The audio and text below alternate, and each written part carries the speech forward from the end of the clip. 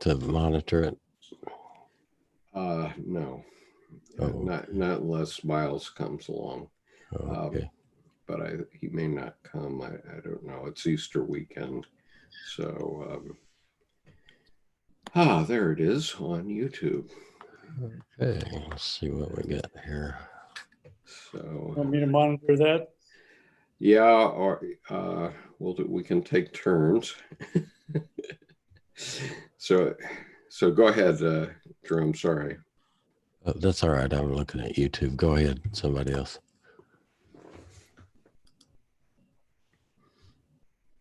Okay, so let's see. Nicole, tell us about your kangaroo visit. Did you send me that? Did you send me the picture?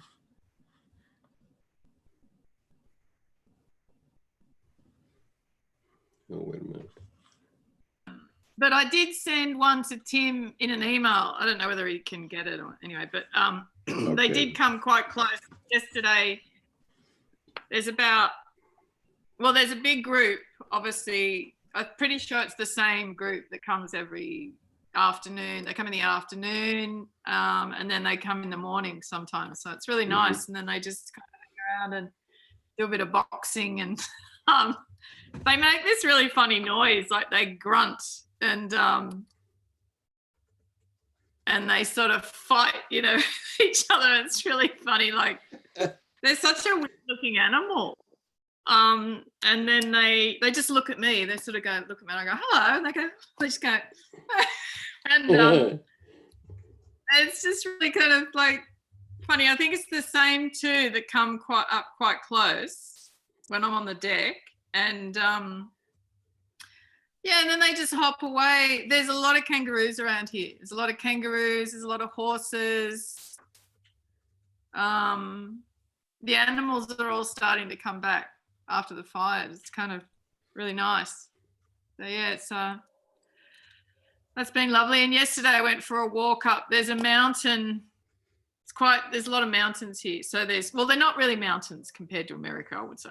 They're probably just like, but there's a lot of really nice lookouts that you can go to. And there's one here called Mount Finchley. And it was all burnt out in the fires. And I used to go up there. I've been going up there for a few years now with Indigenous people and doing ceremonies and listening to them talk about, there's a lot of carvings there and there's a lot of caves, and they go there and then they get the knowledge, because there's 3 different tribes here. There's the Darkanyung, I actually can't remember the names of the other 2, but anyway, there's it's a really, it does have a lot of sort of sacred energy, and it's because it's the meeting of the waters. This water comes into Wollombi from 3 different places, and they say that it was a place where the Indigenous people, the women used to come to birth babies, and they used to cross trade and different things. And so I went up there yesterday, and it's beautiful. It's like a camping ground, but it's very natural. Like there's no facilities there apart from just cleared space. And then you look over onto Mount Yango, which is a sacred site for Indigenous people, and it's a mountain that's flat on the top, so it's like really flat, and then it goes down the sides. I haven't actually been there, but because you have to get special permission to go up to it. How tall is it? About how tall is it? It's hard to know. I don't really know, but you just look at it from Finchley, because Finchley is a high point. It's pretty big, but I don't know. I'll get it for you. Okay. All right. Yeah, that was really nice. Yeah, so yeah. We're gonna know more and more about what's going on. How about with the coronavirus situation? What's happening there? What's happening? Well, the town's pretty quiet. I went to the general store yesterday, and they've got like lines on the floor so that you stand apart, and we're all doing it. And you know, people are just kind of pretty happy normally, just going about their thing. There's still obviously, you know, people like on their properties, you know, doing stuff, but and you know, various people going to work. But it's just really quiet because there's no tourists, and you know, there's no one on the roads. Actually, this morning I was kind of driving on the road because I went for a walk, and I thought, oh my God, am I supposed to be doing this? Am I allowed to be doing this? Is someone going to come and arrest me? It was really strange. I was like, oh my God, like, am I an outlaw? Well, we actually have people being treated that way here. Yeah, it really did. Like, it felt like, oh God, this is not a usual thing. Yeah, it was really odd. But because I think So, yeah. Australians are very gregarious, right? So usually there's Yeah. everybody's out having a party. Yeah. I think, you know, like compared to the rest of the world, like I noticed yesterday, I did look at the other corona check-in that you did, where Tim showed the graphs of all the Right. of the virus, how it's affected people, and Australia wasn't even on it. So we're not as affected. Right. So the Worldometer's info says Australia has 6,303 cases in all of Australia. So in an area the size of the continental US, and only 57 deaths so far. And yeah. I'm just going to go ahead. So it's very low, isn't it, compared to other places? Yeah.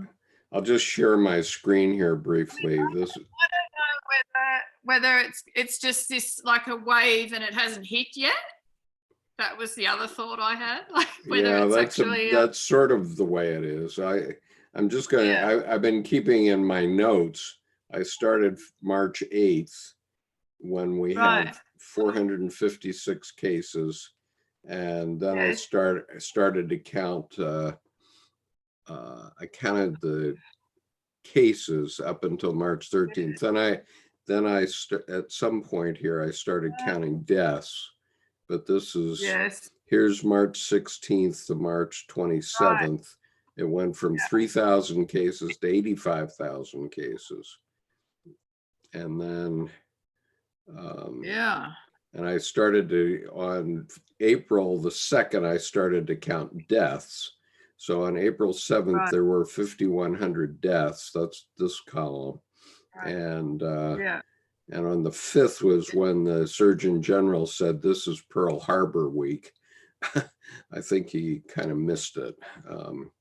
But anyway, as of tonight at 8:20 p.m., we have over 500,000 cases and 20,500 deaths. So it's pretty terrible. Yeah, they said it's the U.S. has more cases than any of the other countries. So yeah, oh, by far, yeah.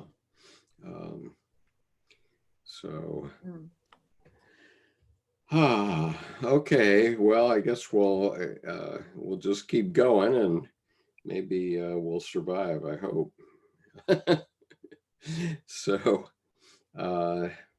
Nancy, I saw that Nevada's doing pretty well, actually, with keeping the number of cases down. That's what I heard. Well, the governor is very strict.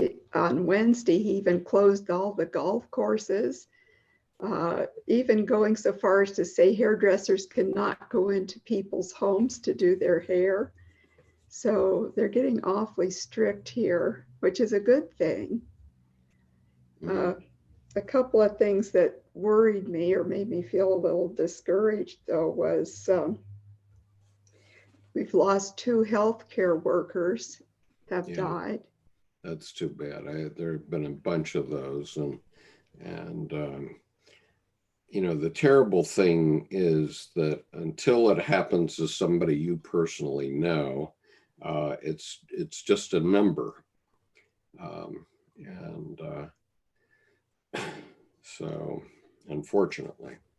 I feel like every healthcare worker and grocery store worker is part of my family, you know. So I know. even though I don't know them personally, I care about them, and sorry to hear what they have to suffer. Yeah. One of the scams going on locally is one of the big food companies in town has a delivery system. And so you can order and then put how much of a tip you're going to pay the person to deliver.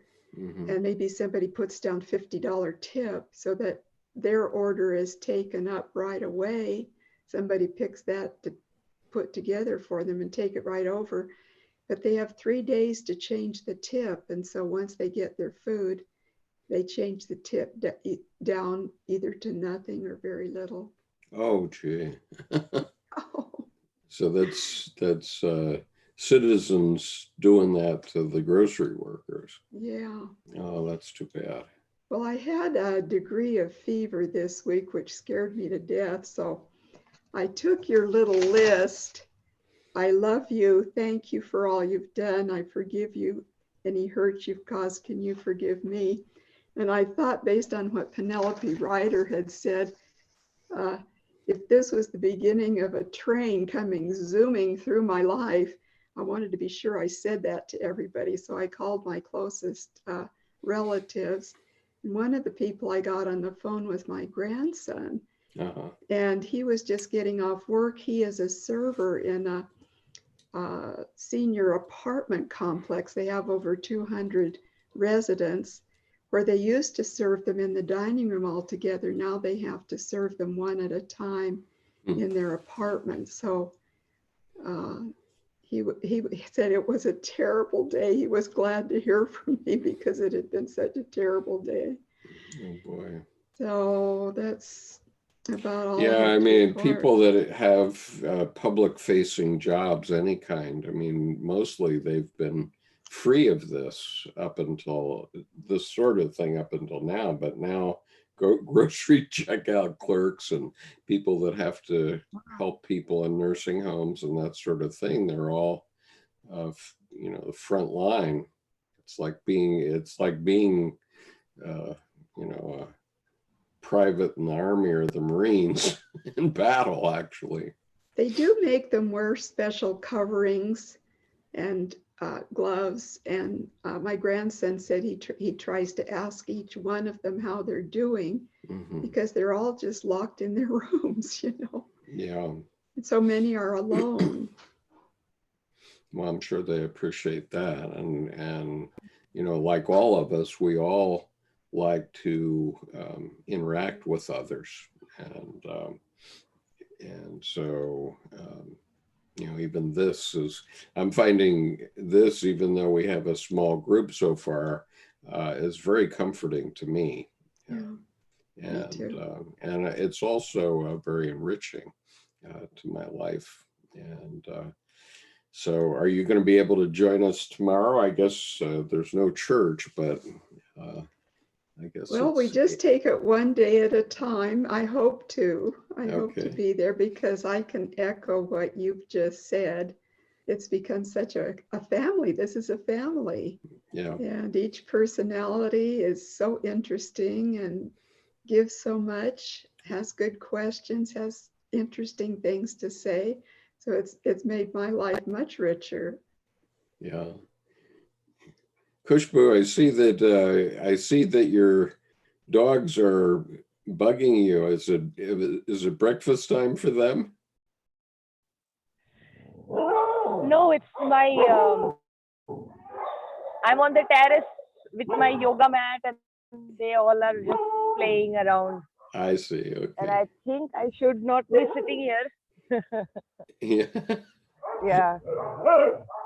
Looks like a beautiful day in Bangalore, though. I have to apologize to Nancy because I was smiling, almost laughing because the one dog, while you were talking, Nancy, I didn't want to offend you, but I was looking at the dog behind Kushbu and he was chasing his tail. And I was like really trying not to burst out laughing. I thought that would be so rude to do while you're talking. Well, I didn't notice, so you're Okay. So, well, tell us about it. Yeah. Lady in the. Are you the Cindy? Is that who's Cindy? I can't remember. Are you the lady that had? Cindy is the nurse COVID. from Johns Hopkins Yeah. Ah, okay. Okay. who Not has the lady. and she's the one who has had coronavirus. She's she's actually recovered from it or recovering. Oh, great. Great. Yeah, great. Okay. I've actually had a good day yesterday and a better day today. And so it's good to feel. It's like I forgot what this feels like. I'm trying not to think about the few times in the past, the 5 or 6 times where I have felt good, but then I feel bad, then I feel good, then I feel bad. And this is 2 good days in a row. So. Well, that actually does sound like malaria. Oh, does it? Yeah, I mean, in malaria, that's what happens. You know, you get sick, you have a high temperature one day and then it's normal the next, then high and low. And so you're really sick one day, you decide to go to the hospital the next day and you get there and you're perfectly okay. Back in the old days when we were starting to work in India back in the mid 90s, it was before our hospitals here were really very familiar with the malarial diseases that people have in India. And I had a woman that I sent to Chennai for, I sent her for, I think, 4 weeks. And the hotel that she was staying at had a pool. So she was hanging out at the pool, didn't realize she was getting bit by mosquitoes. So she came back and she started to have this malaria. And that's what happened to her. She'd get really sick and couldn't get out of bed. And then the next day she'd go into the hospital and she'd be perfectly well again. And so this went on for weeks, like 2 or 3 weeks. And finally, you know, she did finally find an Indian doctor who recognized malaria and then treated her for it. And fortunately, she had one of there's 4 kinds of malaria, but fortunately, she had one of the 2 that's curable. The other 2 are not curable.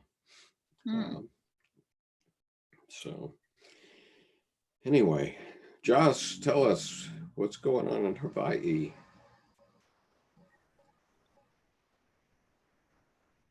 You look great, incidentally. You're all dressed up. Yeah, I'm gonna.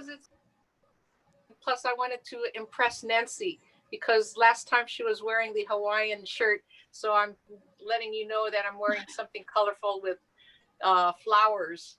And Easter is a time for flowers and color, you know. So it just lightens up your spirit when you wear something bright. And I just wanted to emphasize and express my aloha to everyone by wearing the lei of aloha. Here in Hawaii, of course, you know, it is climbing a little bit more each day. So now we're up to close to 500 people who are infected, about 489. So close to 500. By the time we have our next session, it'll be probably 500. And from the last time we talked, from the first COVID-19 check-in, we only had 1 case. So now we're up to 9. So it's slowly creeping up. And we now have a curfew that started last night, Friday night, till it ends on Monday morning. And this is very unusual for Hawaii because now they're giving out $5,000 ticket fines if they find you lying on the beach. And wow. yeah, $5,000. $5,000. And I did witness that when I was my last day on the beach was Friday, and I saw a lady and her 6-year-old get ticketed, and she of course was very upset. But they have given out more than 1,000 or 1,500 tickets so far in 1 week. So they're very serious about that. Yeah. And and then all the grocery stores, they require you to wear a mask. So you can't go into the grocery store without a mask. So Right. everybody's wearing pretty much homemade masks. Yeah, the stats I have say Hawaii is at 486 cases and 8 deaths so far. Yeah, now it's 9 as of today. Yeah. But I just wanted to comment, Nicole. I was in Australia just in December because my nephew graduated from Tasmania, University of Tasmania, Australian Maritime College. And we stayed in Sydney for a while, and we could even smell and get choked up from the smoke. So Australia, I bow to you. You folks in Australia have had its fill of challenges and disasters there. So if you have a low COVID incident in your area, then God bless you folks, because you certainly need a break there. But that was my first time in Australia, and it was just a wonderful, wonderful experience. My brother-in-law is Australian. He's from Sydney. And I'm born in USA, Filipino. My parents were Philippine immigrants, but I just love Sydney, and I just love their opera house, and I want to go back there again. Yeah, the opera house is beautiful. That spot. Yeah, it's nice. Yeah. Oh, what a shame it was all smoky when you went there. You would have been. Have you been there before that? Well, we went to Canwall in South Wales? Canwall. It's about an hour away from Sydney to my brother-in-law's family. So we were very fortunate to check on family before this COVID-19 really hit really hard. So anyway, I just am blessed to have had that opportunity to visit your homeland. And I want to go back. It's wonderful. I'd love to go to Hawaii. I believe it's such a healing place. Yes. And beautiful. Yeah. And you have a lot of similarities with your Aborigine, and here in Hawaii we have our Hawaiian Polynesian folks here. And the indigenous people are very grounded in being in touch with nature. And for us who are in the civilized society and world, now we're kind of like having to regroup and go back to our roots, so to speak, and look inward and try to be more in touch like the indigenous folks were. Yeah.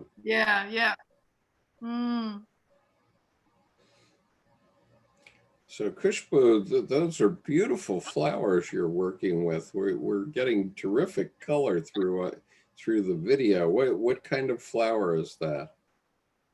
Do you know? Oh, wait a minute. Let me unmute you. No, I'll unmute you. Don't worry. Oh, for some reason I'm not able to. Can you unmute her? There you go. Now we can hear you. Hi. What are these? Thank you. I am. So if you guys have, I'm sure you guys have studied Young for a long time. So Dr. Young, I'm reading him. I'm reading him quite religiously now, and it happens to be like that. Like in last 3 years, like first time I have time to deep clean my house. Yeah, it was so survival mode before that. It's like most bare minimum comfort I was having to maintain everything that was going on. So that's not the case anymore. So if you study Carl Jung, and he said that uh, Western civilization should consciously understand when they adapt Eastern philosophies, because in Eastern philosophies, like every home in India have a place of worship in their home. So I realized that, like in last several years, people gave me, like, gift, like God, small God statues as a gift, but I never had that space in my home. So I made that space, and these flowers are for that. So I'll just show you guys. So this is a pen and an ink, and yeah, this is God, and this is all my books. I have Oh, lots it's of a more of that. statue. Wow. I thought it was So yeah. Oh yeah. Like a small altar. so Yeah. yeah, Lovely. yeah, correct. And I never had this before. It was Mr. Young, my lovely Young, who inspired me to do that. And so that is something quite yeah, it is adding flowers in my home. It is adding uh, and I have in my garden, I have this plant. So everybody else, like this flower plant give flowers to throughout the year, and everybody around my house pick up flowers from there, but never me. Like I never did that. But I'm doing it now. And yeah, so that's me. I'm doing yoga and meditation and reading red book, and um yeah, first time in my life I am really taking care of myself. Like first time in this conscious adult life. Hmm. I'm a very mother kind of a personality, and so if I see suffering, it's like my child is suffering, and I got to do everything possible. Mhm. But that kind of a feeling never came for my own self. So um, I am being very like I'm giving a lot of dignity which I never gave to myself. So I'm channeling that for me, and suddenly, like, my dogs are behaving so nice. I can't believe it. Um, so those kind of things are those are things with me. I have a long I have a big notes skip to share my red book experiences. Like I am developing a parallel uh, of me. Like I'm reflecting whatever is written in the red book by Dr. Young. I'm reflecting on me, and I'm like, oh my God.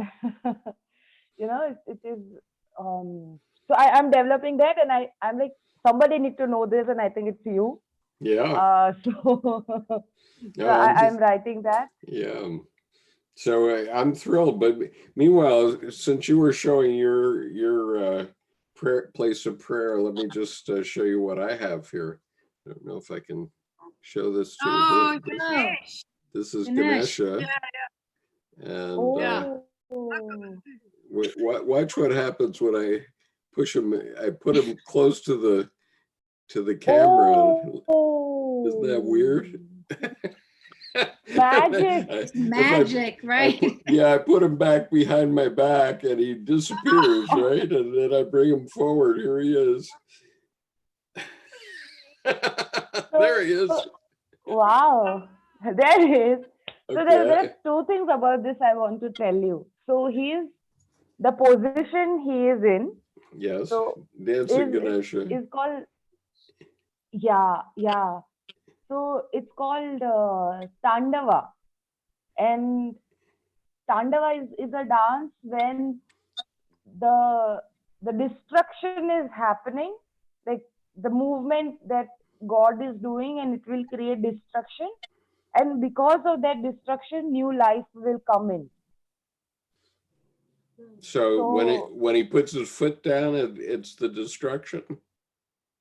The dancing is the destruction, like gods are dancing, so the earth is shaking with.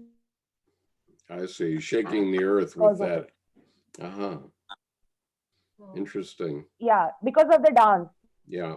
Because of the dance. So it is a symbol, it is a very life, it is a symbol of the cycle of the life. Yes. That there will be a destruction for the new line to come in. And Right. I think this is something about the last call I have written. I think Cynthia was showing us a document last time. Let me just grab my book. So in that,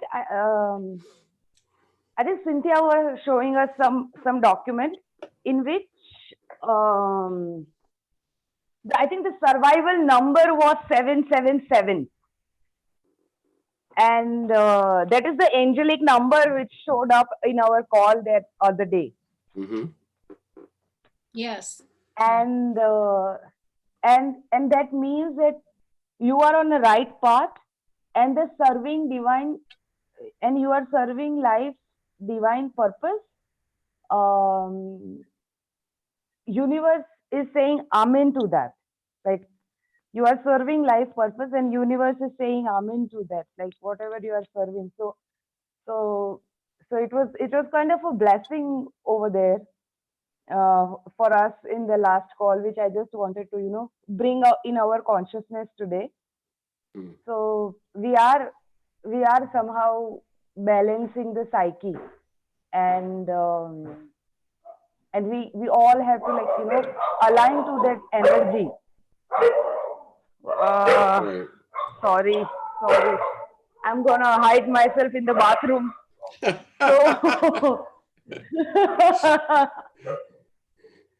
So yeah, we are gonna align that. And second thing about coronavirus update about India, which I want to tell you guys, is that two places. One is in the capital city of India, that is Delhi, and my hometown, which is in Surat, Gujarat. From last 2 days, there were right kind of incidences are coming out of it, because people are just taking on the roads and going into the grocery and getting a banana. As simple as that. Like, they're really hungry and they're burning out things, and so those kind of things have started. Like, it was already predicted that hunger is gonna be a bigger issue than coronavirus in India, and it is showing its symptoms. So there are a lot of hospitals where doctors are working, right? And all the hospitals are not the places where coronavirus patients are treated. Infected people are treated, but people have developed prejudice about medical care workers. So when they are coming back home, like, nationally we clapped and we torched, showed light and all of those things. But when it is coming down to a nurse or a doctor living in your neighborhood or in your apartment, we are failing to care for them. Like, people are going and fighting with them that you are going to infect all of us. You guys get out of the apartment, and things like that. So it is a scarcity, that phobia, which is acting out in people. Like, I don't see this incidence as separate. No, they're People not are separate. coming on their, yeah. Oh, So that's scary. so I'm praying hard, and Yeah. it was So Good Friday. So I'm gonna draw a cross. That is, I need a cross in my house, because Skip, sir, I send you a video about the Good Friday sermon. yes, I saw that with Bishop Barron. Yeah. Yeah, and it made me realize that the cross is a symbol that there is a lot of suffering in the world, and there is the existence of cross in our humanity, in our time, in our, so which is, I'm thinking into my consciousness. I'm thinking that into my heart, but somehow I understand the meaning of cross, like, really deeply now, like from today, from yesterday, when I have been contemplating on this. Somehow I am protected, but I know that I am in between the chaos. And you guys, I love you guys so much, so much love and blessing for all of you guys, because you guys don't know how comforting you all are. Like, just blessing and love and everything, like, from my bottom of my heart for you guys, because Oh, well, thank you. That's so sweet. Yeah. I would love to see that video. Have you got that link, Skip, that you could see? Yeah, I can send it. I can forward it to you. Okay, great. That's so touching. Thanks, Kushbu. Yeah. I'm And just very grateful. so And thank you so much. Like, really, because I understand that the very foundation of this call is that balancing out the psyche, and believe it or not, but through grace of God, I can feel it. It is, I'm in so much of chaos, and like so much of people dying. And so yesterday I was having this very strong thought that if anything happens to me during this time, so I'm a 6 month born baby. So I've always been very receptive to um, viruses and flus and things like that, because my immunity is such. Like, I don't get a big diseases, but dust allergy is like constant to me, and because of my condition. So I felt that very strong sensation. Again, it was with, I think Nancy said that last time, that what if I'm not there? And I'm like, oh my God, who is going to take care of my dogs? And I have written so much, like, who is going to compile all of those things? So I started doing it on my own, and then I felt so bad, because, like, I was suicidal like 3 years back, and it was the same, like, it was the same situation, but not same me. My perception is very different. Like, this time, I know that I shouldn't be so confident, but this time I know that I'm very mindful about those things, and this is nature. Like, I don't want to throw myself into the darkness. absolutely. I can see the darkness, and I am lighting a candle in my home, in my heart. So, and you guys are blessing to me. You guys are just blessing to me. Yeah, Thank well, you. I love you. We're delighted to hear that. As long as you're talking, before we get into Easter Sunday here in the U.S. at least, Nicole's already there, and you're already there. But let's finish with Ganesha, because Ganesha is very symbolic, representing life, and so he has 4 arms. So I'm not sure I can say all of them. Maybe you can help me, Kushbu. But this one, this arm has a hammer. It symbolizes the things that you have to do in life, right? So this arm has a hammer, and here his trunk goes down into a pot of honey that is the sweetness of life, which is the pot of honey is being held by this lower arm. But what is this arm here? Do you have a guess? I can't figure out what it is. And then this arm has it has a mala, I think, in it. This lower arm, isn't that? Yeah. That's a mala. Yeah. And so most of us know what a mala is. It's like a rosary, set of rosary. But I'm not sure about this arm, where maybe this arm is for balancing or something. And then on the back. So he's in the dancing position, right? Yeah, yeah. One leg is lifted and one hand is lifted. So it represents the dancing cycle which God has initiated. Yes. Yeah, it's the balance. And another thing about Ganesha is that like Virgin Mary, right? A feminine virgin birth. There is a concept of virgin birth in lot of mythologies. Yeah. And Ganesha is also one of that. And Ganesha was made out of clay by the goddess. And Ganesha don't have like a father's life force in him. It was pure manifestation of pure consciousness. And representation, the elephant head is because when the power came, when the male seed energy came, it destroyed the child.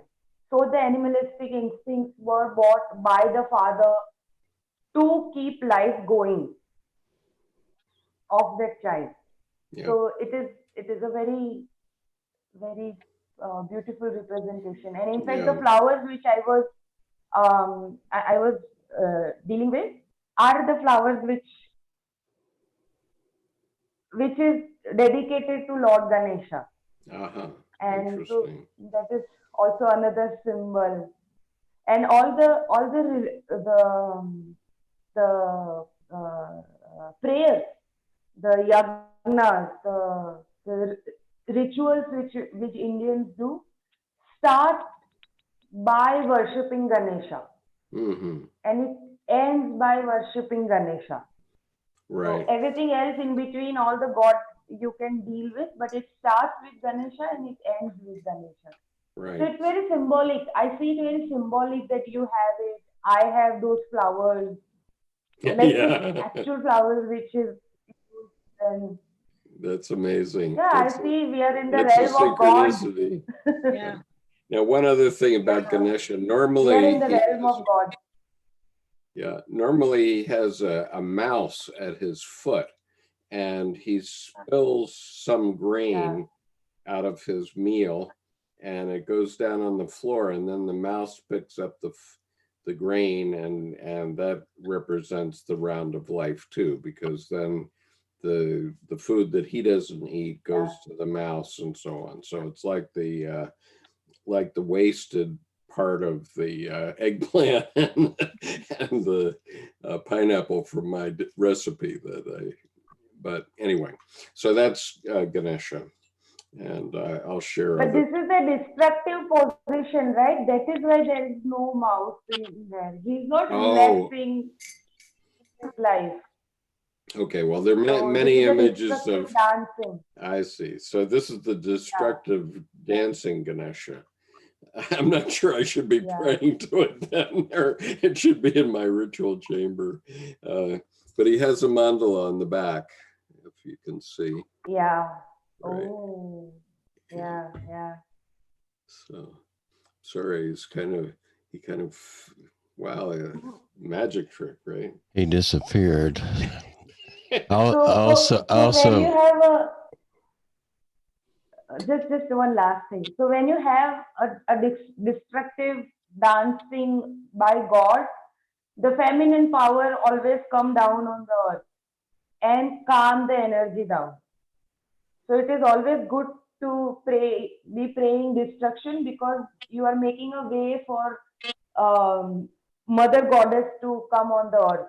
Like you are giving her a reason. Finally, you are showing her that you are needed. Come here.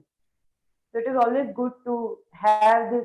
That is why Shiva and Ganesha are built in this pose, so that you make way out of goddess to come and calm the god down. Uh-huh. So it is good to have. Very Well, good to it's have. very, very true that women always rebuild society, always rebuild civilization when the men destroy it. It's the women that always put it back together again. And Khushbu, thank you for that beautiful description. It's just really illuminating. And it's very reflective of what I think of as the creative cycle that includes what I call the duende, which is a Catalonian term that has to do with the dark side of creation. That before you build a cathedral, you have to wipe out this whole area and move all these people's homes out of the way and dig a big hole. And that's the first act of creation. And then only after that terrible destruction can you begin to build this beautiful cathedral. Seems like the same idea. Yeah. Can I make a comment? Hello. Can I make a comment? Yeah, go. Oh, I don't know if I'm muted or not. Yep, we can hear you. Because I'm on my cell phone and I can't touch the thing, for unmute or mute. But I just wanted to mention Khushbu, because you mentioned about you wish you had a cross. Well, the first thing that popped into my mind was Joseph Campbell's thought of the cross being an archetype symbol of number one, that it's our going to the divine, and number two, the other intersection, the other coming to the divine to us, so that it's considered a true crossing, rather than the Christians believing that it's pain and suffering and the crucifixion and the reminder of God and the cross. But on a deeper level, it truly is the crossing of the divine. We're going to the divine, and the divine is coming to us. Yeah. And also, can I share something? Just sure. It's a one paragraph. We're talking about destruction and about apocalypse. This is actually from Joseph Campbell. It says here, the mystical theme of the space age is this: the world as we know it is coming to an end. The world as a center of the universe. The world divided from the heavens. The world bound by horizons in which love is reserved for members of the in-group. That is the world that is passing away. Apocalypse or destruction does not point to a fiery Armageddon, but to the fact that our ignorance and our complacency are coming to an end. Our divided schizophrenic worldview with no mythology adequate to coordinate our conscious and unconscious, that is what is coming to an end. The exclusivism of there being only one way in which we can be saved, the idea that there is a single religious group that is in sole possession of the truth, that is the world as we know it. It must pass away. What is the kingdom? It lies in a realization of the ubiquity of the divine presence in our neighbors, in our enemies, and in all of us. The central demand is to surrender our exclusivity, everything that defines us over against each other. So I just wanted to share that thought. And he wrote that more than 30 years ago, because he died in 1987, but it sounds like he's talking about now. Where was that written? Yeah, that was In Joseph Campbell's Thou Art That. Thou art that.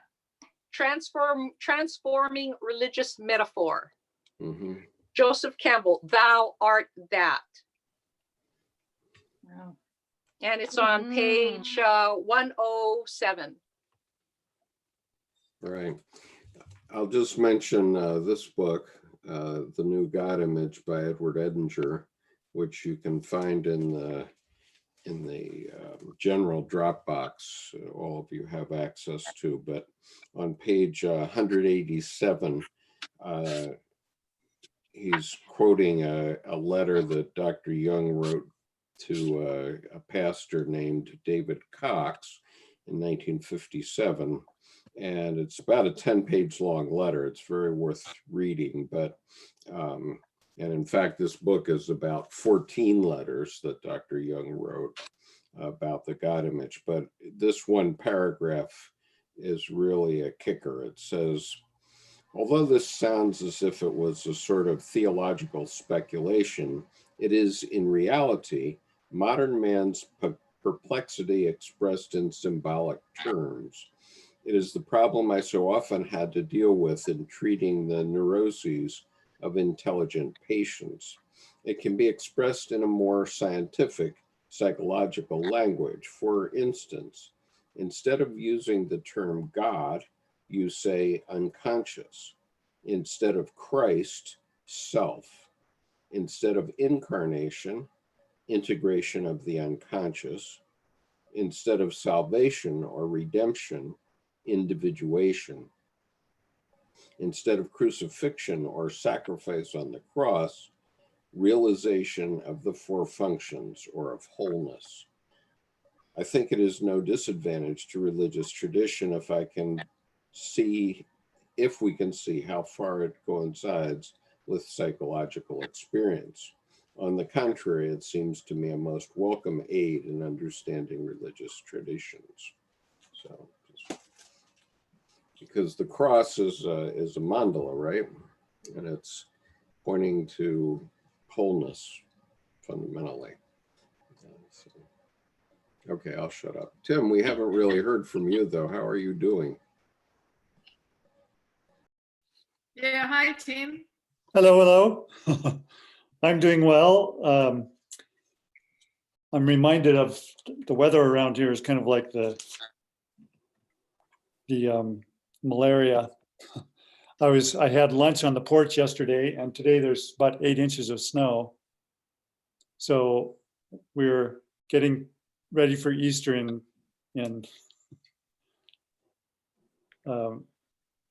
rather typical fashion. We usually have an Easter blizzard, but I'm fasting, getting ready for Easter, so I don't know if I'll make it tomorrow, but I'm missing human contact. And I started doing a log of the last times I actually got to see somebody in person. So it's become so rare that I want to keep a record of it.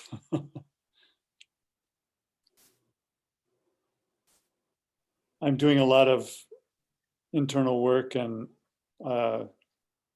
tracking my dreams and trying to be conscious of things like the stories that I'm hearing with this group, like hearing about Khushbu and the kinds of social trouble that are arising. I think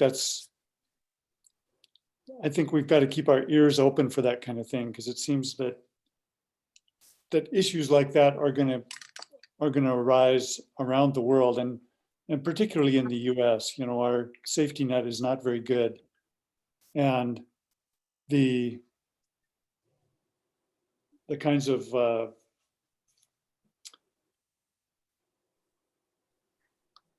measures that have been taken to try to rectify the difficulties that come up, I think are really inadequate. And we're going to start to see that in the next few weeks when people start running out of money and food, or I know that there's movements around the country to keep landlords from throwing people out of their houses, but I'm not sure that that's any but a local solution in a couple of places that I've heard of anyway.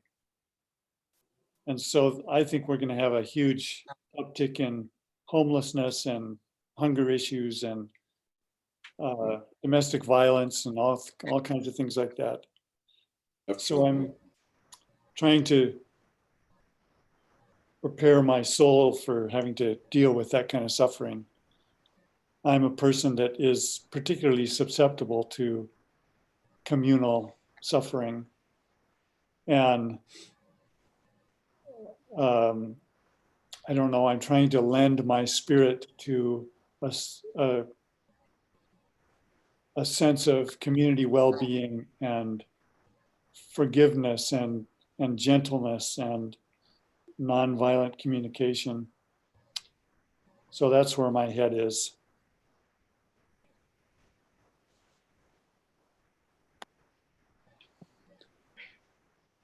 Incidentally, we had a few people that sent me letters wanting to join, but I'm not sure if it's this group or not. I haven't seen any of them come on board. Maybe they'll join some other group. Yeah, so far none of them have come here, but maybe tomorrow. Some may have thought it was too late.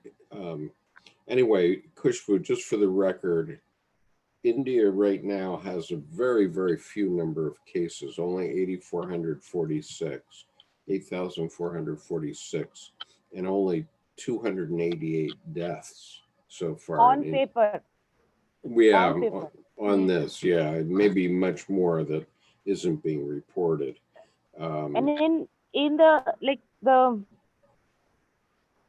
India is facing the byproduct of this virus is way bigger problem for India than the virus, which is Say that for an again. example, the byproduct of because of the virus that are out there are way more damaging than the virus. That is what India is coming like awakening to. Yeah.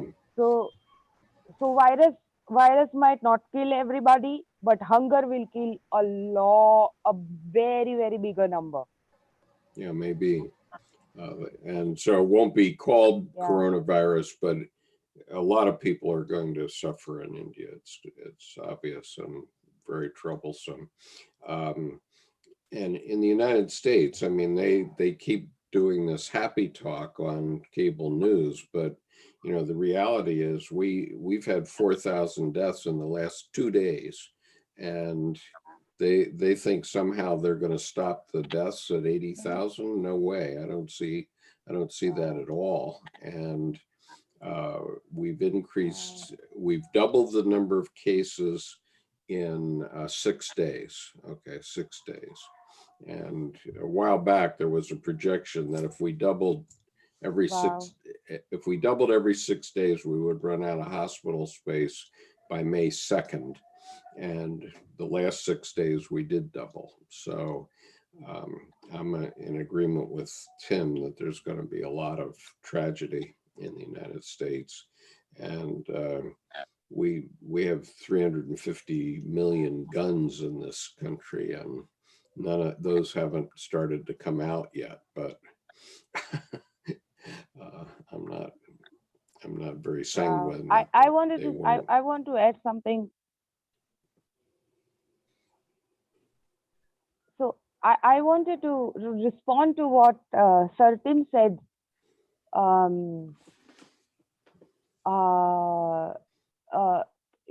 Sir, you were talking about the practicing non-violence, and look, I've spent a lot of time reading that, and especially what Gandhi Bapu said about it. So non-violence is only act of power. Without it, Kushbu, could you say that again? We had an interruption for a moment. So I responding to what Sir Tim said Mhm. about practicing non-violence. So Gandhiji talked a lot about it. Gandhi Bapu talked a lot about it, and we call him Gandhi Bapu. Bapu is grandfather, so we call him that way, like Gandhi Bapu. So he spoke a lot of great length, like in last six months in his life about non-violence, and he said that even a thought of practicing non-violence cannot occur into somebody who who don't have extremely strong moral power. So when you come into a realization of your like extreme power that you have, and if there is a God's light in you, then the ways of non-violence will be shown to you, and it is being presented to you because it is the most hardest path to take. So it is kind of a calling for a hero. Definitely. So yeah, so you are in the on the tough journey, and you are blessed that you are being called on it,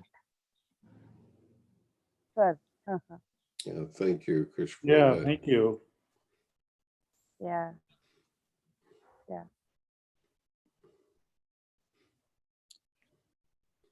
In our culture, we're not very good at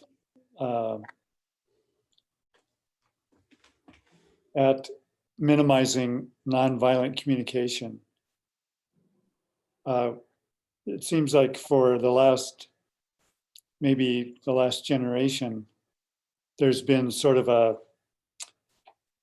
a deflation in communal language, in that our culture has become more focused on the individual and individual rights and freedoms and all that, at the suffering of the value of the community. And I think our language reflects that we become so self-centered that this comes out just in the way we talk. And that's a real disadvantage to us, because I think maybe 50 years ago, that was not the case. There was much more of a sense of politeness and self-deprecation than there is now. I worry about that a little bit. Yeah, well, that's very evident a lot. You know, it seems like well, in parallel to what you're saying, Tim, is there's a stark difference in the generation of, I guess, younger people, not just maybe 40 and younger, that seem to hold a different set of values in some degree regarding sociological units, family units. And aside from feeling more self-centered in kind of communication, and it being more of, well, I'm trying to describe, you see a lot of it online where people are always talking about their truths. It's their truth, or it's their perspective. And so, yeah, it's very evident, and it's been evident. I mean, there's a lot of disconnect. And I think if we, as a generation, as a whole of humanity, can return back to love and kindness and appreciation, as opposed to what's in it for me and what's going to make me happy and what's going to make me feel better and feel stronger and more confident. But I think that it's very pervasive. It's, you know, it's there's a lot. It's a lot. I mean, I guess I'm thinking of some things in particular and specific, and I guess I'm being cautious of how I'm articulating myself, because I am not sure just yet how much I want to disclose about, you know, my own interactions with people or experiences and things like that. But maybe at some point, if I feel more comfortable and the time is right, I can give more brevity to that. So I apologize if I'm sounding cryptic, but I think, Tim, your explanation of everything that you said, tagging on to what Kushbu was talking about, there's a big, huge disconnect in the world. And unfortunately, in this country, in the United States, you know, we have more guns than, you know, other countries have houses, probably. I don't know. And Yeah. I don't know. Well, what's dying is the god of materialism, and it's not that God isn't going to go away quietly, and you know, you see it in the behavior of our president and his conflict between whether to open the economy, which is doubtful he can have that much effect on it since he doesn't have the authority to do that. But the god of materialism and reopening the economy and having everything go as before, that's never going to happen again. That just isn't going to happen. And what I'm seeing is signs of the banking industry already getting ready to go on a big foreclosure tear. I mean, I can see it in advance because I lived through it the last 10 years. But what they did the last time around was they paid themselves double on all defaulted mortgages. And what we're seeing right now is, you know, the government has given them piles of money and to make things better for people. And what they're doing is they want you to borrow money to go deeper in debt. and it's unsustainable. So the banks are, you know, if you can't pay your mortgage, they want you to borrow money so you can pay your mortgage, but that's going to put you deeper in debt. And it's, you know, it's a zero-sum game for the average person. And, you know, then when the government subsidies go away, then what? Now you have a bigger debt, and maybe your job doesn't come back for another 6 months, and the banks start to say, well, we want our money, so we're going to foreclose. Now, that's what they're cooking up to do. I can smell it. I can smell it in the system. And you know, obviously this whole idea that they were going to send everybody piles of money, well, maybe we'll see if it actually comes. But I think a lot of people are having trouble, you know, people that are on the gig economy and that sort of thing.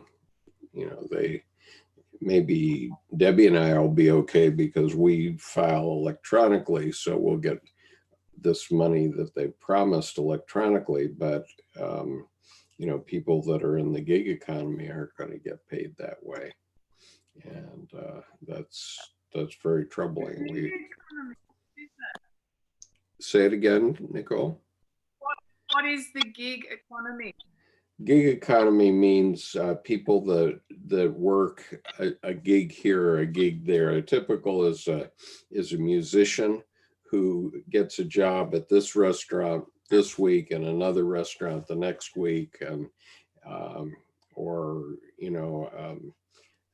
lately I've been hearing about nurses who work, a half a shift at this nursing home, and then they work a full shift over here and another half a shift over here to earn money. And they've even done it with university professors, which I was teaching in the beginnings of it, where the colleges and universities don't want to pay teachers. So they'll hire somebody to teach a 3-credit course for like $1,200.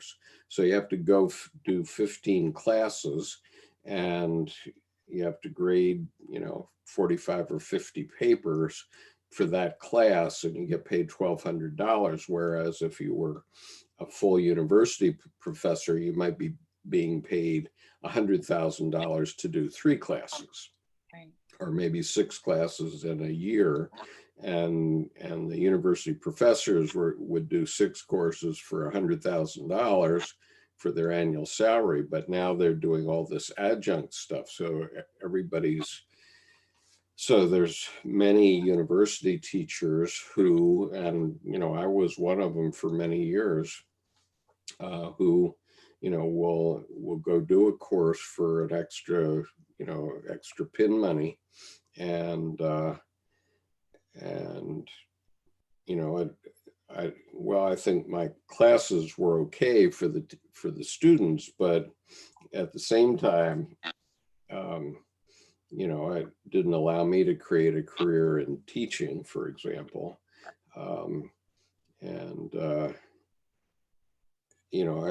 I was putting together income in, let's see, in the late 70s, I had 4 jobs. Okay. I was practicing law full time, meaning I was in my law office full time. I was going to school full time, which gave me money from the GI Bill from government subsidy. I was the company commander of the local reserve unit. So I was spending 1 weekend a month at my reserve unit. And because I was the company commander, I was also having to go there in between times. and then I was teaching. I was teaching a 2/3 load in a local college. I was teaching business law.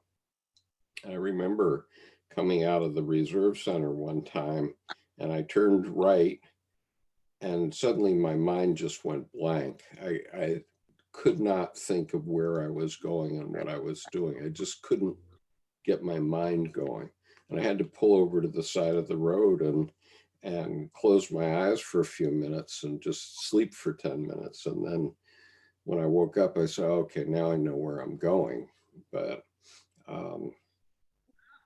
sometimes you get overburdened that way when you're doing these gig jobs instead of a career job, and so on. So that's what it is. There was a time, many years, for probably a good 20, 25 years.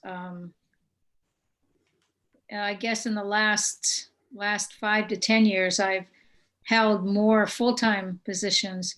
But prior to that, I worked as a pediatric nurse. And when I would file my taxes, I would have no less than 5 or 6, either, they were pretty much all 1099s. And it's a lot. I would be here on Mondays, there on Tuesday and Wednesday, somewhere else, there twice a month. I can recall when I was working full-time at one treatment center in Maryland, and driving 100 miles for an infection control. I was director of almost everything, all the different committees. And I had to run the committee.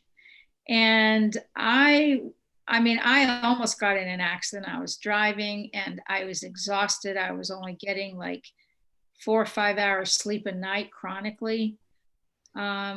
Just being a single parent, trying to be everywhere all at the same time.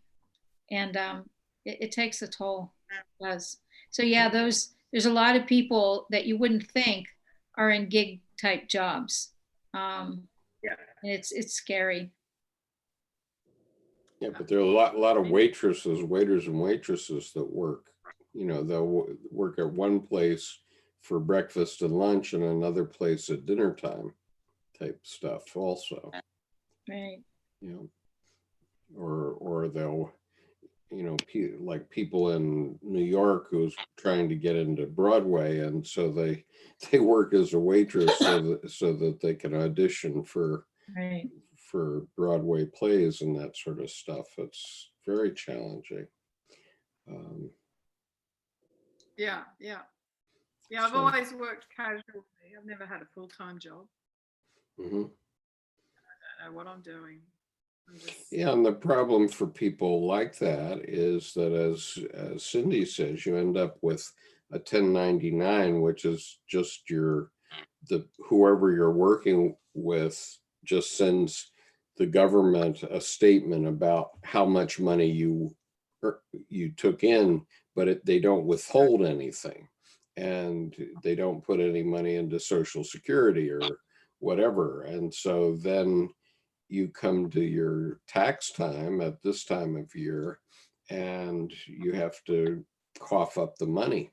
And you know, a lot of times, you know, if you have a regular paying job, a regular salary job, they're going to withhold the money. They're going to pay your Social Security and your Medicare and so on. But if you have a gig job, they don't do that. And so then you have to make it up with the government. And very often people are spending all the money they take in as it comes in. And so then they have to come up with a way to pay off the amount they owe the government in taxes.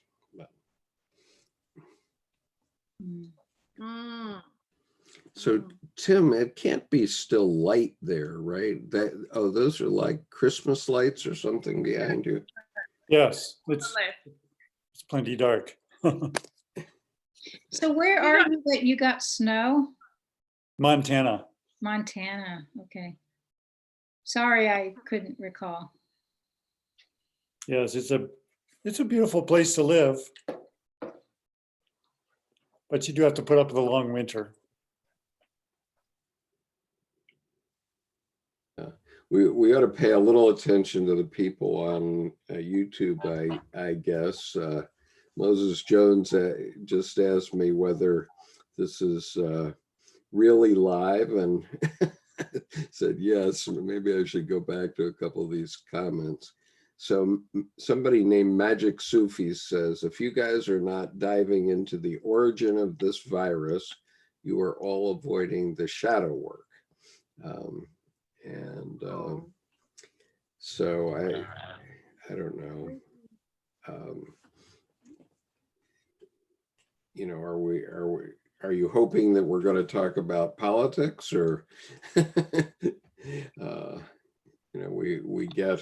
we're getting nonstop politics these days on cable news, and we have the president grabbing the mic for 2 hours a day and just rambling.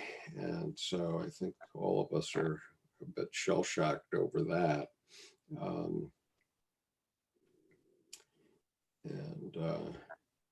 I feel, you know, Skip, in thinking about that, I'm beginning to feel a little desensitized. Sure. And I'm noticing that when I've listened to it, my mind goes elsewhere because I've heard it so many times. Yeah. And I don't even listen to him. I mean, I have a hard time listening to him speak, period. I always have. And I think over the last couple of weeks, I think there's been maybe 2 occasions where he sounded that he had maybe or maybe that he sounded affected by it. I was trying to think, well, did it sound like he was caring? No, not at all. It sounded like for a moment he was realizing what was going on, that it was like, whoa. And that, I think I've only seen that twice. And I know when I last traveled, and Kushbu, I want to really say thank you. When you were speaking earlier, it just kind of brought me back. I have come to India the last 3 years, and I spent a good amount of time in Ladakh and Dharamsala this past October and November. So just hearing your story and listening to you and thinking about the roads that I'd traveled on are very similar to the roads that you were talking about. I just really want to thank you for that. And I, this is impacting so many people in different ways. And I'm feeling a little bit more desensitized. And Tim, you had mentioned, you're talking about, it's been a while since you've really had any interaction with somebody. And I had something, I'd seen something on TV earlier, and it was a news clip, and it talked about how the MRI, when they did an MRI, or maybe it was a CT scan, that isolation looks like hunger, that your brain, when you're in isolation, your brain looks just like your brain looks when you're in hunger. And it's kind of like what we've talked about here. Khushbu talked about, starvation of people. You're talking about isolation, and it's like we're all feeling the same thing. I'm fortunate because I have food in my refrigerator. I even made some cookie muffins yesterday. But not everybody's fortunate. I could sit back here and excuse me, and I could think, oh, well, no, I haven't had a career position. I've had some amazing, very high level positions in my nursing career, working for the Department of Defense and going to the Pentagon and giving reports to the Joint Chief about TRICARE and all that. But yet I'm just one person. I'm one person with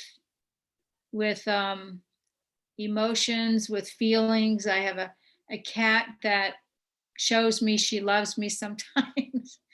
But I'm fortunate. But if I sit back and I think, well, okay, even though I've not had these career positions with pensions, I've had to work really hard to pay my mortgage, to put money in 403Bs when I worked for nonprofits, in 401Ks.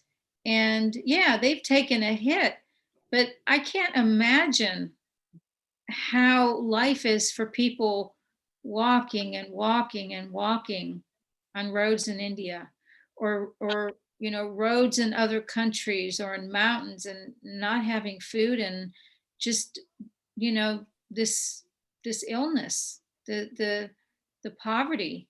There's so many other epidemics that we have, and I think that this pandemic that we have now with the coronavirus, it's bringing to light all these things that humanity is being faced with. And when you were talking a little while ago about the world as we know it, that it's not going to be the same. In a sense, I'm happy. I'm looking forward to, hopefully it will bring us back to a subtler time, to a more gentle way that we used to be. You see signs of it everywhere, but yet you still see signs of people that are starving, of people that are hurting, of, and you worry about people and their mental frame of mind. How are they doing? And so it's just so important as we're all here to be able to speak about how we're impacted in our little space in the world. It really only matters if we can reach people in the other spaces in the world and reach out to them and let them know, even though we're not there and they can't see us, that they are good and they are important. And when it's possible, let love from humankind be their food. I'm very inspired by this group, and I just really want to thank you for letting me in the last couple times. I'm glad that I'm able to talk. Amen to you, sister. Amen. Yeah. I'm sorry. She said amen to Amen you. to you, sister. Thank you. Yeah, that was really sweet. Thanks, Cindy. Appreciate that. And it's so good to see you feeling better. Yeah. Yes. Yeah, and I'm praying. I mean, I've been doing probably about 2 or 3 meditation classes a day. Like I did Shenrezig earlier, Medicine Buddha, or to do Medicine Buddha tonight. I'm hosting a Medicine Buddha class tomorrow. I think that going inward is making a difference. At least I know for me. And hopefully it will help other people. Cindy, In whatever manner. Yes. I just want to comment about your appearance. It looks wonderful. In fact, I wanted to say something way earlier. You look great, you know, especially with the green, the color, and it's Easter. Again, maybe I'm doing my fashion thing right now, and well, it matches your top. Yeah. But you know, okay, girls, you know, we're getting everything, but it brightens your spirit up, and it's wonderful to see you getting better each time you log in and connect with us. And I just wanted to comment that, you know what you're sharing right now, what everybody's sharing, including Tim, and you know, Tim, there's some heaviness there that, you know, you're sharing, but it's all, you know, you're kind of like putting it out there and letting it simmer. You know, talk about, this is all, we started off with Skip's showing us the food, right? We're all putting our input into the pot, and we're all letting yeah. Is that a brownie? This is for Skip. Yeah, Oh, thank you. But we're It's all the cookie muffin. we're all putting our input into the pot, and we're letting it simmer, and we're letting it blend, and we're concocting something wonderful. And with all this, we're actually sharing it. We're sharing it with the universe, because we're all part of the collective. And here we're talking about wanting to reach out with love and compassion. Well, we're doing that exactly right here within this circle of group. We're creating this energy. We're throwing in our you know, contribution, love and sadness and grief and fear and whatnot, and all these little spices that we're throwing into the pot, and we're just brewing it and letting it simmer, and sharing it with the world. Oops, oh, I'm sorry to make noise, but sharing it with the world. I have to tell a story out of school. Cindy has been communicating with me by text the last few days, especially, and and so this morning, all of a sudden, I got the recipes for these cookies. That's why she's showing the cookies. And then she says, "Oh, gee, I didn't mean to send that to you." She was sending it to some other friend, but I got the recipe now, Cindy. So I'm ready. So. Anyway, there's somebody named Jojo Meanwhile, Razor. Oh, go ahead, Kushbu, go ahead. Meanwhile, my brush became a chew toy while we are balancing the shadow of the world. Oh, uh-oh. That's what you get for having 8 dogs. So I want to say this, that if we are not addressing the shadow, addressing the YouTube comments, we are actually addressing the shadow, and Yes. the other part of here addressing the shadow is that I am sharing my deep dilemmas and worries and scare, you know. At the same time, when you witness it, I think it was Cindy or the love doctor, which is I don't remember the name. Forgive me for that. Yeah, her name is Uh, Nicole. but there is a but Nicole. Sorry, ma'am. So sorry. But Nicole notices the dog the dog chasing its tail, and she laughs at it, and it it is also real. Like, I don't see it. I am in my pain and I'm sharing all my stuff, but then there is a dog behind chasing the tail, and which you as a witness can see it. So that's the shadow. For an example, like, there is so many stupid stories. If I start sharing, we all will laugh till the point, like, we will just finish this call laughing. Yeah. And that is also true. That is also true. Like, we will laugh at the moment the shadow comes in. I think that the laughter also comes in, because the mortality, like, mo- the the mortality is so funny, kind of, because, like, we it's like brushing your teeth is the most soulful activity we can do. Like, our last call, that was the conversation Tim said, remember? Like, angels can't do that, and we can brush our teeth, we can cut potatoes and eggplants to make a dinner and lunch. Angels don't do it, and that is a funny part of it. I think that we forget that soulful activity that brushing is. And I think that is our shadow, which we constantly encounter when we all are together. There is a dog chasing tail behind. So it is. Yeah, here you go. Let's see. No, I thought I could disappear into the background, but it didn't work.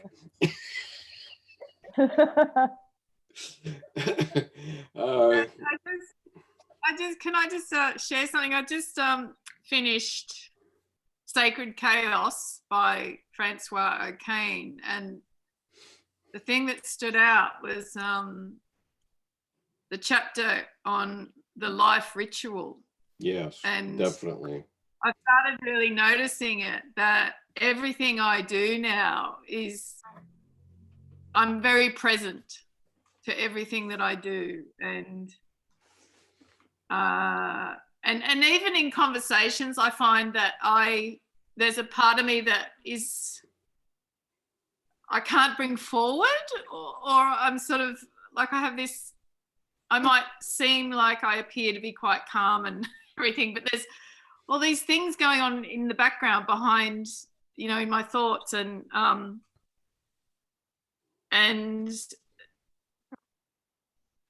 I wonder whether that's got something, like, this. Obviously this virus is,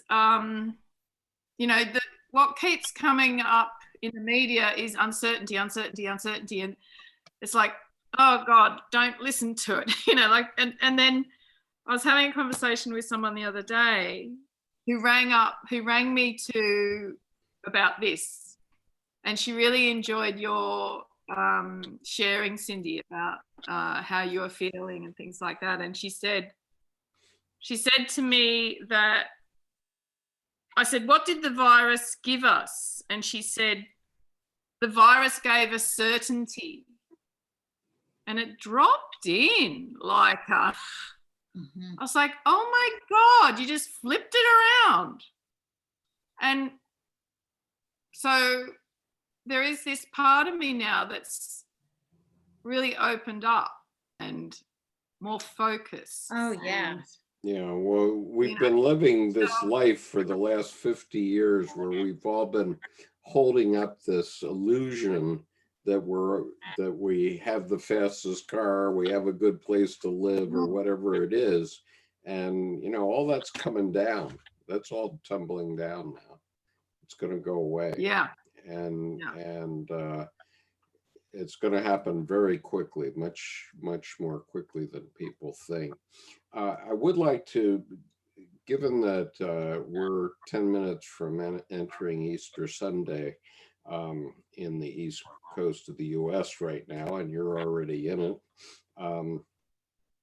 I'd just like to make one point about Christ and the Easter holiday, because in a Jungian way. And this is not proselytizing for Christianity per se, but what Dr. Jung observed about Christ was that he realized his self, and he was the example for all of us to realize what it is that he was meant to be. And he knew through his life that he was living his life in accordance with prophecy and so on. So he knew when he was saying he was the Son of God, he was living that life, okay? And it was only in the night in Gethsemane after the Last Supper on last Thursday that he came up against his death. He knew he was going to die, and he knew that it was inevitable, and all of his disciples bugged out on him. They all fell asleep while he was trying to pray, and he wanted them to pray with him. And so he was called to live this life as the Son of God. And so the point is that that was the meaning of his life. And so he went into a trauma, facing his death the next day. And the rescuing angel came to him. And that's what Dr. O'Kane talked about in Sacred Chaos and so on. When danger is present, and Holderlin talked about it, when danger is present, there comes the rescuing power as well. And so the angel came to him and gave him the strength to go through what he knew he had to go through, which was to be crucified. And because that was an element of his story, but he's an example to all of us that we have to find our calling, whatever that is, and then we live that life through as much as we can, and it gives meaning to our life. And so that's the example that one individual gave to a quarter of the world. And at the same time, Ganji Ji lived his life in the same way. He lived his life knowing that he might die by standing up for his beliefs. He was called to get India's freedom from Britain, and he did it. I guess he didn't really live long enough to actually see it happen, but it was his leadership by answering his call that got India's freedom. And so we can all reflect on this Easter Sunday about what is our call and what is going to be the meaning of our life. And as Tim said, we'll probably save it for Tuesday, I guess, if you're not going to be with us tomorrow, Tim. But, what's a 6-word epitaph for your life? That's a good question that we all should consider. And so the point of that story is that it resonated with people over 2,000 years. And this is the point that Dr. Jung and Dr. Edinger made about all the world's religions, that they have resonated with people, and they evolve and they develop, until you see something like the Bishop Barron talk today, which Sophie sent us. So, Nancy, do you want to comment on that? Your Christian spirituality master's degree. I don't have any words tonight. I'm sorry. Okay. Well, Yeah, if you, I have a, before we close too, because a lot of our talk centered around uncertainty. So the last 4 lines of Joseph Campbell's book, Thou Art That, I'm reading this to you. The fear of the unknown, this free fall into the future can be detected all around us. But we live in the stars and we are finally moved by awe to our greatest adventures. The kingdom of God is within us. Easter and Passover particularly remind us that we have to let go of the fear of the unknown in order to enter it. Mhm. And I want to leave you with this last image before Khushbu says the wonderful Sanskrit prayer. In India, Gandhi was entering the back of the train. And again, the train is an archetype of travel. And a reporter, so keep this image before she prays, okay? Gandhi on the end of the train, but this reporter stops him and calls out, Gandhi, what is your message? And Gandhi replies, my life is my message. Mm. So in conjunction with what Skip said, what is the meaning of your life and what kind of legacy you're going to live and leave on this planet? Well, your life is your legacy. right. So there's one other comment here that we should think about. I don't have an answer for it tonight, and it doesn't relate to Easter. So, but Moses Jones asked, what do you guys think of the coronavirus in relation to the plague in the book of Exodus? I'm sorry to say I don't know my Bible well enough to opine on that, but maybe some of those that know their Bible better could help us with that in the next few days. So the question is, I'll read it again. What do you guys think of the coronavirus in relation to the plague in the book of Exodus? Okay, I just have no comment, but I'll look it up in the Bible and see if I have some thoughts about it. But you want to save it for another time, Tim, or do you have a thought about it? Well, just a quick thought that the human family becomes very myopic, and we like the ancient Egyptians are in a situation where we need some medicine of humility, and this whole catastrophe is giving us a dose of humility. That's for sure. And so in that regard, yes, we are, the plague is very much the same. Mm-hmm. Jerome, do you have some final thoughts before we wrap up here? You've been awfully quiet. Yeah, it's my quiet day. So anyway, just one of the things, I didn't know this, but my neighbor is an Orthodox Christian, and they don't celebrate Easter until the week after. Uh-huh. And I didn't know that. So they follow a different calendar, like the Julian calendar or something.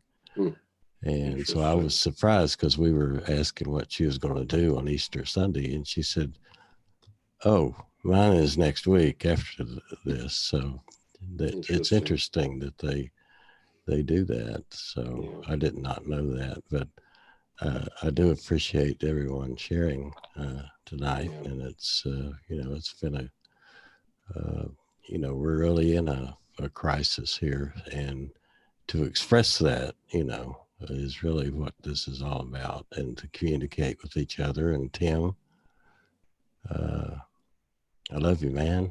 Yeah. Yeah.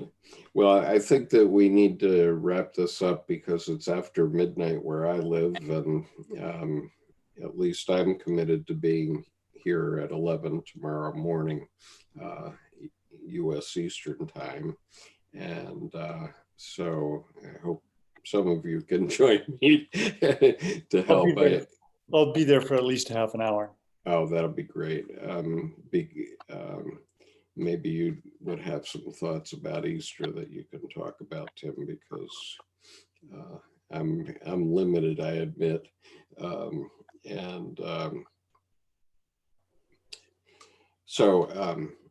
To all our listeners around the world, thank you for joining us on YouTube and all that. And we'll be having another check-in at 11 tomorrow morning, 11 hours from now, because we also want to reach the European side of the world and the Middle East. And so we hope you can join us. We'll be starting at 11 a.m. U.S. Eastern time. So thank you, everybody. Okay, and so Moses here has asked, how can I join this group? And the answer is, I'm going to write it down again. It's also at the top of the chat on the YouTube channel, but you should write to access@globalcheckin.blog. And I think I've spelled that right, access@globalcheckin.blog.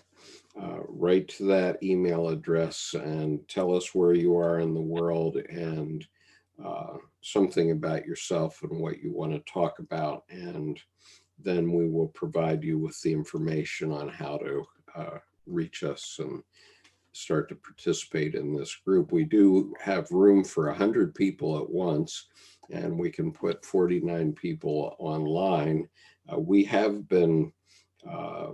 reached already about 10 countries and about 12 or 13 US states. We've only been doing it for, I don't know, since the 31st of March. So that's less than 2 weeks, but we're going to continue to do it because it's evident that we're only at the beginning of what's going to be happening to us with the coronavirus. And we want to talk about what we're facing and what the issues are coming up in our regions as we go forward. And I do agree with Tim that we're in for a very rough patch, much rougher than we've seen so far, even though that's looked pretty rough in the US cable, but I don't think we've seen anything yet. And so Khushbu is going to close our session today with a Sanskrit mantra, which means, may all the peoples be happy, let all the worlds be happy. And it is a Sanskrit mantra, which means that it touches us at a very deep level, regardless of our beliefs. And so I hope everybody that's listening to this will enjoy Khushbu's closing. For just a minute, Skip, I just tried that email and it didn't work. Globalcheckin.blog, it's got to be something else. Okay. But maybe you can just add it to the YouTube chat. Yes. Okay. I will put it on the YouTube chat when I put this up, and okay. That is the one I've been using. But anyway, let's see. I'll play with that with my internet friends. There you go. Okay. Okay, Khushbu, we're ready for you, both of you.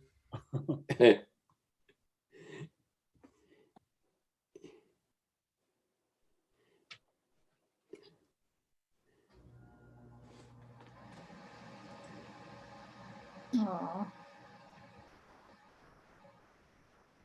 Let's see. I am unable to unmute her. Be nice, Drew. okay? There, now I can hear you. Go ahead. Okay.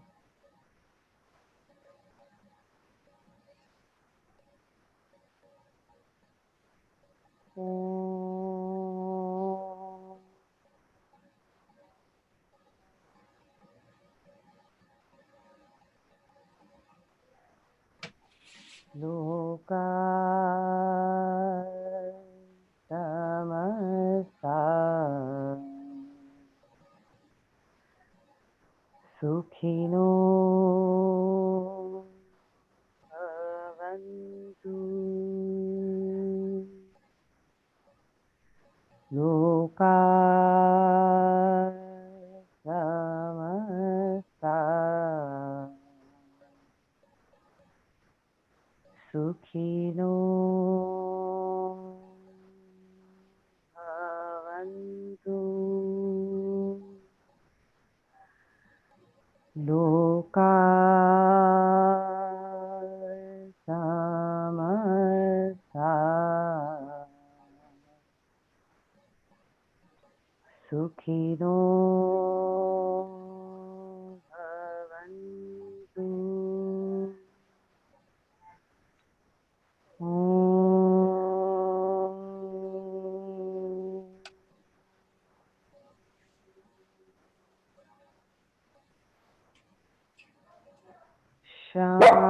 Shanti, Shanti, Shanti.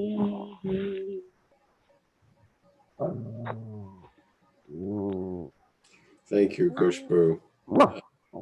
the puppy was a special edition. So all of those, I hope all of you have the correct login for tomorrow. You know, it's different on Sunday than it is on Saturday. And you have it right, Kushbu, you have the correct. Yeah, okay. All right, so we'll see you tomorrow, and peace. Peace. Happy Easter Peace. to all the Namaste. Christians. Bye-bye, namaste. Nice to see you, Say Nicole. namaste. Bye-bye. Bye. Yoda sends a lot of love.